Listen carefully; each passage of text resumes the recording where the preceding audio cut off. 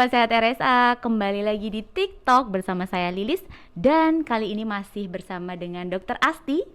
Kita sekarang di part kedua ya dok ya? Ya. Oke. Di part kedua ini dokter kita akan bahas soal ini dok, isolasi mandiri dok. Isolasi mandiri. Isolasi oke. mandiri pada ibu hamil dokter. Yang dengan confirm COVID ya? Betul. Jadi beberapa mungkin 1-2 bulan yang lalu kan kita sempat ada di titik COVID ini naik banget ya dok. Betul. Angka kasusnya sedang sangat hangat, panas bahkan ya dok ya. Dan tidak terkecuali itu terjadi juga pada ibu hamil. Jadi artinya lumayan banyak ya dok. Cukup tinggi ya dok angka kejadian COVID pada ibu hamil ya dok ya. Betul. Mungkin 1-2 bulan yang lalu ya dok. Kalau saat ini gimana dok? Alhamdulillah saat ini sudah cukup melandai. Sudah cukup melandai. Bangsal kami itu sudah ada pengosongan ya. Jadi walaupun masih ada pasiennya, tetapi tidak sepenuh kemarin. Gitu. Artinya sudah bisa dikatakan belum dok, Indonesia menuju herd immunity? Semoga ya. Ya. Oke, karena sempat beberapa waktu yang lalu angka kejadian COVID pada di Indonesia terutama ya dok naik tinggi. Betul. Dan itu juga diikuti dengan kasus-kasus ibu hamil yang juga confirm positif ya dok. Oke, dokter, untuk ibu hamil yang confirm positif nih dok di RSA khususnya dok ya, ada tidak dok pemeriksaan khusus gitu untuk ibu hamil? Pemeriksaan khusus pada ibu hamil, saya rasa semua sama dengan pemeriksaan pada pasien non hamil ya. Jadi yang terkecuali pada satu hal. Jadi kalau pasien hamil, pada pasien COVID umumnya deh kita bicara itu dulu ya. Nah itu pasti kita akan melakukan pemeriksaan fisik dulu. Kemudian setelah pemeriksaan fisik kita akan melakukan penambahan pemeriksaan penunjang. Bisa diambil darahnya. Kemudian yang kedua, karena memang COVID ini menyerang ke paru-paru, biasanya kita akan tambahkan pemeriksaan ronsen. Kalau tidak dilakukan ronsen, biasanya kita juga bisa melakukan pemeriksaan CT scan. Nah pada ibu hamil kita terbatas di situ. Ya, jadi ronsen ini kan X-ray ya. Jadi radiasi. Iya, betul. Betul. Jadi kita memilah dan memilih. Kalau pada pasien yang memang usia kehamilannya masih pada trimester awal, di mana organogenesis ini masih baru saja terbentuk, kita akan hati-hati untuk memilih apakah ini benar-benar butuh untuk dilakukan X-ray atau tidak.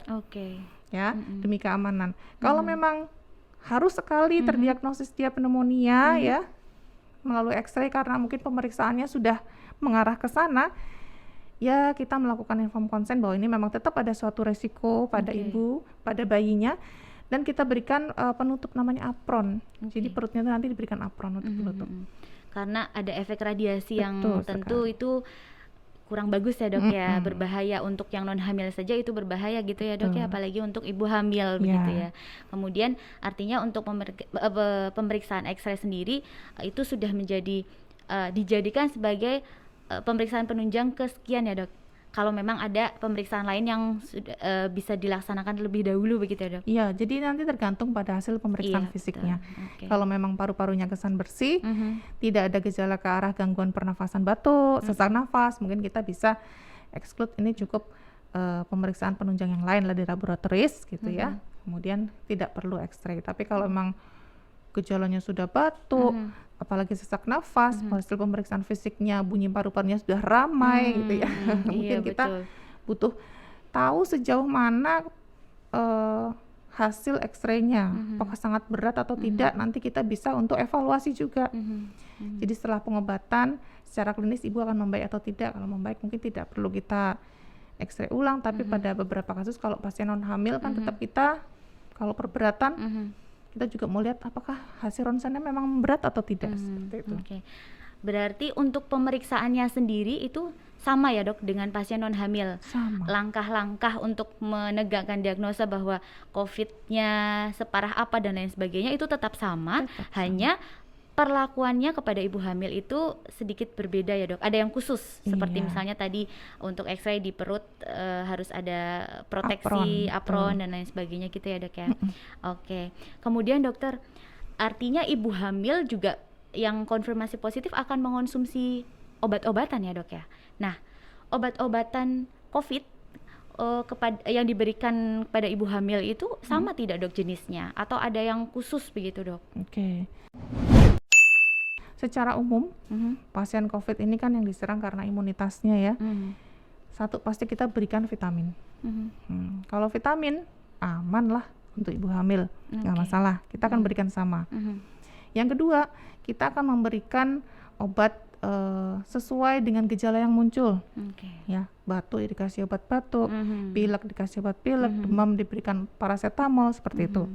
Simptomatik ya, tergantung dengan gejala. Kemudian kalau ini kita carikan yang aman. Terkait dengan kehamilan kan. Nah yang ketiga ini apakah kita akan memberikan obat antivirus atau tidak? Nah itu tadi dok. Nah, jadi obat antivirus ini sementara ini yang aman untuk ibu hamil yang direkomendasikan memang harus dimasukkan melalui infus ya. Oh gitu dok. Jadi yang minum itu belum aman mbak. Oke. Jadi memang kita tidak memberikan obat itu. Oke. Kenapa tuh dok? Itu saya agak sedikit tertarik. Tiba-tiba tertarik dong. Tiba-tiba tertarik kenapa yang minum lebih tidak aman dibanding dengan yang melalui infus atau injeksi gitu ya dok? Oke. Jadi kan macam-macam obatnya. Nah pada hasil penelitian yang sudah berjalan ini memang diindikasikan bahwa pada ibu hamil ini akan menyebabkan gangguan pada bayinya. Gitu. Jadi memang kita katakan ini tidak cukup aman untuk ibu hamil. Gitu. Dan sementara ini yang sudah terbukti keamanannya memang yang obat yang melalui infus itu Remdesivir. Artinya tetap diberikan ya dok antivirusnya? Antivirus akan kita berikan biasanya pada kasus gejala sedang dan berat. Kalau cuma ringan atau tanpa keterkaitan pada paru-paru itu tidak kita berikan. Karena kalau yang ringan juga pasti hanya isolasi mandiri kan ya dok ya? Betul sekali. Kemudian dokter untuk ibu hamil yang ringan nih, kita bicara ibu hamil dengan kondisi confirm gejala ringan, pasti kan mereka isolasi mandiri dokter. Nah pada saat lagi isolasi mandiri untuk mereka dapat akses pemeriksaan itu kan pasti kita rutin ya dok, kontrol kandungan setiap bulan atau bahkan kalau kandungan sudah usia tua begitu kan akan semakin sering untuk kontrol. Itu bagaimana dok? Yang pertama nanti kita lihat dulu ibu ini terkena di usia kehamilan berapa. Jadi ada syarat-syarat. Nggak semua ibu hamil ketika positif confirm COVID itu boleh melakukan isolasi mandiri. Ya. Yang pertama ketika dia confirm maka pastikan dulu dia melakukan pemeriksaan. Bener nggak ini ternyata gejala ringan? Ya, kan dilakukan pemeriksaan awal nanti ya, pemeriksaan fisik, pemeriksaan laboratorium, nah untuk membuktikan bahwa dia memang gejala ringan. Ya, setelah memang didapatkan dia gejala ringan, nah mungkin bisa mendapatkan obat-obatan, vitamin yang bisa dia bawa pulang, boleh isolasi mandiri. Itu baru syarat pertama. Melakukan pemeriksaan, itu satu. Yang kedua, nanti dia nggak punya komorbid. Kalau dia punya komorbid, mondok saja. Ini syarat untuk ibu hamil isolasi ya dok ya? Isolasi mandiri ya? Jadi tidak punya komorbid, tidak punya pemberat. Yang ketiga, kalau memang hamilnya aterem, baiknya mondok saja. Jadi bisa lebih terpantau gitu ya dok? Karena kalau sudah aterem dia bisa kencang-kencang sewaktu-waktu. Iya betul. Sementara pelayanan rumah sakit yang melayani proses persalinan pada pasien COVID terbatas. Iya betul itu. Nggak bisa lahir di tempat puskesmas, nggak bisa lahir tempat bidan.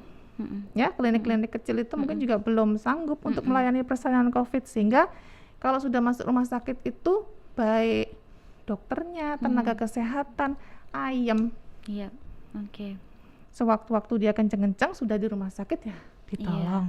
Apalagi di mondoknya di rumah sakit yang memang bisa menangani ibu hamil dengan confirm COVID begitu ya dok. Artinya berarti ibu hamil yang diizinkan untuk melaksanakan atau melakukan isolasi mandiri itu ada kriterianya ya dok, dan itu cukup ketat ya dok. Tidak untuk menentukan ibu hamil itu boleh isolasi mandiri atau tidak itu tidak seringan ketika kita menentukan kepada pasien yang non hamil ya dok. Iya. Artinya lebih banyak lagi yang perlu diperhatikan untuk ibu hamil itu bisa isolasi mandiri begitu ya dok ya? Iya, sebenarnya itu tadi dilihat satu usia kehamilannya, yang kedua dia sudah Ada melakukan komorbid atau pemeriksaan, tidak ada tadi komorbid ya? atau tidak. Oke. Nah, semakin tua usia kehamilannya, misalkan aterem ya akhirnya mondok, atau memang kalau dari awal asesmennya dia gejalanya sudah sedang berat mondok. Oke. Dokter Asti, mungkin banyak juga sahabat sehat RSA di rumah yang belum banyak tahu ada berapa saja nih rumah sakit di Jogja yang mungkin bisa melayani persalinan dengan ibu hamil confirm positif, dokter. Kira-kira jumlahnya, kita bicara jumlah saja dokter, tidak boleh sebut merek ya. Kita bicara jumlah dulu dokter. Di DIY sendiri kira-kira ada berapa banyak dokter rumah sakit yang bisa menangani persalinan COVID gitu? Kalau secara jumlah saya kurang pasti, tetapi saya tahu di seluruh rumah sakit yang dimiliki pemerintah bisa. Oke. Kemudian ada beberapa rumah sakit swasta yang juga mau. Oke. Dan tentu kita RSA UGM juga bisa ya dok ya? Sangat bisa. Sangat bisa dan siap gitu ya dok? Siap. Karena di era beberapa bulan lalu saat sedang naik-naiknya persalinan COVID di RSA juga cukup meningkat, tinggi ya dok. Betul. Oke, dan apalagi rumah sakit akademik UGM ini saat ini sudah RS Ponek ya dok ya. Betul jadi sekali. tentu terpantau dan komprehensif untuk persalinan, untuk layanan persalinan ibu hamil begitu ya dok. Betul, ya. kita Dan siap 24 jam. Dokter Asti siap 24 jam untuk melayani persalinan COVID ya dok? Iya, COVID dan non-COVID. Expertnya di bidang layanan persalinan COVID nih dokter Asti nih. Baik dokter, kita mengerucut nih dokter bicara tentang RSA. Betul. Jadi karena kita tadi sudah sampaikan kepada sahabat sehat RSA bahwa RSA sendiri sudah sangat komitmen ya untuk melayani persalinan dengan COVID begitu dokter. Ada tidak prosedur yang mungkin khusus atau yang mungkin sedikit berbeda dibanding dengan persalinan normal tanpa COVID gitu dokter? Prosedurnya sama, cuma yang berbeda adalah yang pertama, karena pasien COVID itu mondok di mana-mana pasti tidak boleh ditemani keluarga. Oke. Ini harus menjadi perhatian karena saya perempuan, jenengan perempuan sudah melahirkan ya. Iya dong. Merasakan nggak kalau misalkan harus melahirkan, ada kontraksi, tidak ditemani suami atau keluarga? Wow, banget rasanya pasti. Satu itu dipersiapkan mentalnya. Ya harus sendirian. Yang kedua nanti penolongnya pakai hazmat. Jadi berbeda, mungkin kalau gambarannya biasanya pakai baju biasa, partes gitu ya. Ini harus dengan hazmat. Itu perbedaannya itu aja. Yang lain jadi tetap sama. Boleh ada yang menemani ya dok ya? Iya nggak boleh. Oke. Dengan baju-baju tertentu gitu tidak ya dok ya? Tetap kita prosedural pasien yang mondok tidak hanya boleh nakesnya saja begitu. Betul. Ya. Oke. Jadi kalau kita berarti siap di samping pasien. Betul. Sepanjang waktu proses persalinan. Oke, kan bidan-bidan kita juga sangat-sangat expert ya dok ya untuk menemani persalinan ibu hamil gitu. Jadi tidak enaknya ibu hamil dengan COVID pada saat melahirkan itu ya tidak bisa didampingi dengan keluarga suami atau ataupun keluarga begitu ya dok. Gitu ya. Tapi itu kan sebuah kondisi ya dok ya. Jadi dan memang ada prosedur-prosedur tertentu yang memang harus kita patuhi gitu ya dok. Betul. Dan yang paling spesifik itu hanya itu ya dok ya pembedanya. Yang paling spesifik itu karena proses persalinannya akan sama. Kita tidak bisa bicara kalau COVID harus disesar, kalau COVID harus divakum gitu. Tidak. Mau proses persalinan spontan nggak apa-apa. Oh, bisa. Kelahiran tanpa sesar juga bisa ya dok ya? Bisa. Oh, oke. Jadi kita memang hanya sesar pada kasus-kasus yang memiliki indikasi obstetrik. Ya, misalnya panggulan sempit, bayinya besar, plasentanya di bawah menutupi jalan lahir, itu memang sesar. Tapi kalau memang cuma kencang-kencang biasa, sudah pembukaan, kita tunggu saja partus seperti biasa. Gitu. Karena ada dok, saya sendiri tahunya bahwa pasien COVID itu mesti persalinannya sesar gitu dok. Iya gitu. Ternyata proses persalinan sendiri kembali dengan ibu tersebut dikembalikan dengan indikasi apakah yang memang bisa normal atau memang harus sesar gitu ya dok. Ya. Oke. Baik, sahabat sehat RSA, Kira-kira seperti itu ya dok, Iya, untuk kira-kira seperti itu. bincang-bincang kita di part kedua mengenai isolasi mandiri pada ibu hamil.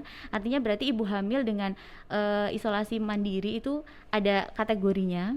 Untuk ibu hamil itu bisa isolasi mandiri atau tidak. Kemudian juga layanan-layanan untuk bisa diakses itu tetap bisa, dan untuk tapi ada ini ya dok ya, ada artinya ada masukan-masukan, ada saran-saran dari petugas medis untuk ibu hamil sebaiknya apakah boleh isolasi mandiri atau tidak, mungkin perlu di rumah sakit saja kalau memang sudah aterem, sudah mau Betul. melahirkan. Ya, jadi harus sudah ada pemeriksaan awal Betul. yang akan membolehkan dia untuk isolasi mandiri atau dia harus ke isolasi terpadu atau harus ke rumah sakit ya. Dan nanti pemantauannya pun ya saya harapkan jadi pada ibu hamil yang memang akhirnya diisolasi mandirikan gitu ya.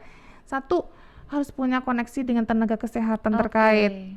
Jadi kalau dia memiliki keluhan misalnya, gerakan bayi saya kok berkurang, ketuban saya kok pecah gitu ya, kenceng-kenceng nih, terus gimana? Nah, itu kan dia bingung. Dalam isolasi mandiri tidak bisa menghubungi keluarganya juga bingung mau membawanya bagaimana. Iya, betul. Nah, jadi biasanya sudah ada punya nomor telepon nanti ya, dengan siapa dia terhubung dengan tenaga kesehatan yang bisa menolong dia.